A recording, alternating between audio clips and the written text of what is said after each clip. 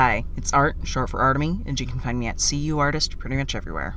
Today I wanted to talk about the obligatory thing that pretty much every artist on the internet will eventually talk about, and that is art style. It is definitely something when I was a younger artist I was super focused on. I watched so many videos about it, and I really just wanted to get my own style. And I was always so displeased when people were just like, just do your studies, don't focus on anything that makes your art yours. But a lot of the things that I thought I wanted out of a style were just kind of improving generally in art.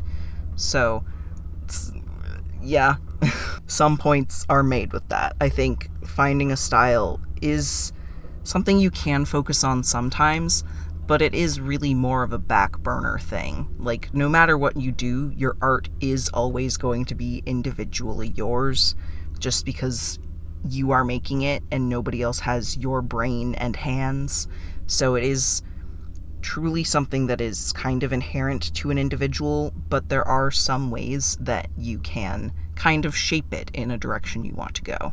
But once again, I don't think that should be like your main focus most of the time. There are certain instances where I do think that is something you should kind of pay attention to.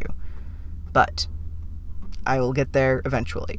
So something I heard, I believe, from a Drawing with Waffles video is like kind of getting a bunch of artists that inspire you and looking at the aspects of their art style that you enjoy and gradually trying to implement those into your own style.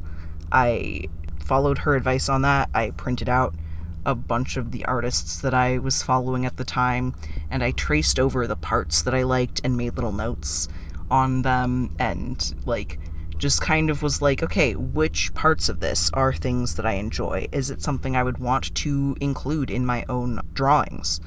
And some of the times the answer is no, but there's definitely a lot of things that I did end up kind of gradually including.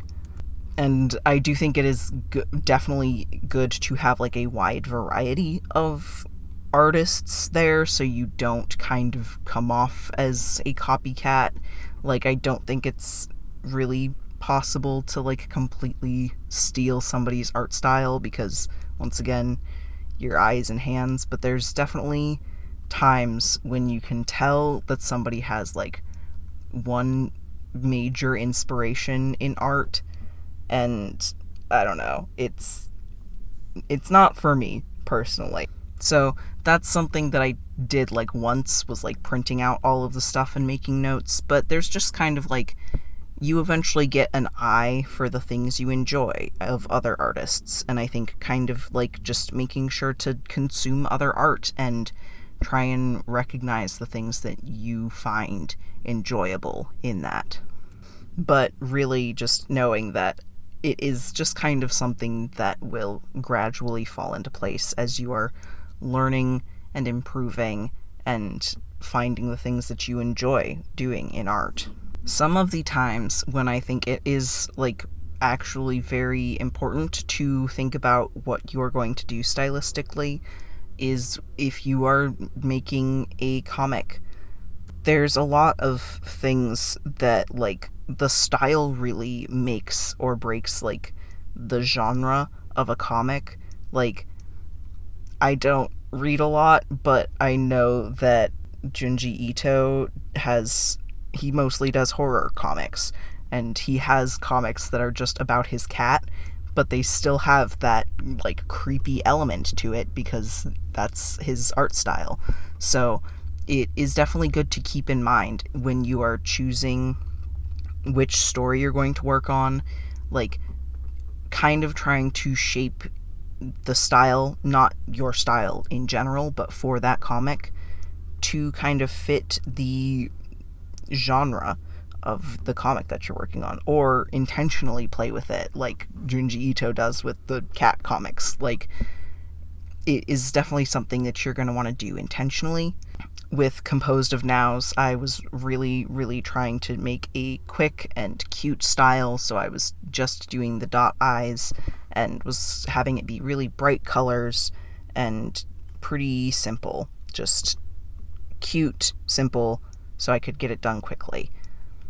But there's a lot of other ways you can kind of try and shape your style, noticing if you want something to be more angular, how you want your lines to look, if you want it to be more like etched or if you want it to be more clean. There was an art challenge a little while back that I thought was really interesting, and it was like the opposite art style challenge, and it was just like trying to notice the core things about your own art style and do the exact opposite of that. And I think that is kind of helpful to try and like realize what you have going on already and also realize the things you can alter for other projects. But yeah, I think trying to have one singular art style really kind of holds you back a lot of the time. Like, it's good to be flexible in what you're doing, and especially with comics, I think having that flexibility to do more detail or more cartoony stuff is really helpful. But there's just so many things that impact style. In the coming out comic that I did, I knew that I wanted there to be definitely some more realistic panels so that it would be very clear that it was talking about myself, but I also wanted it to not take forever to do.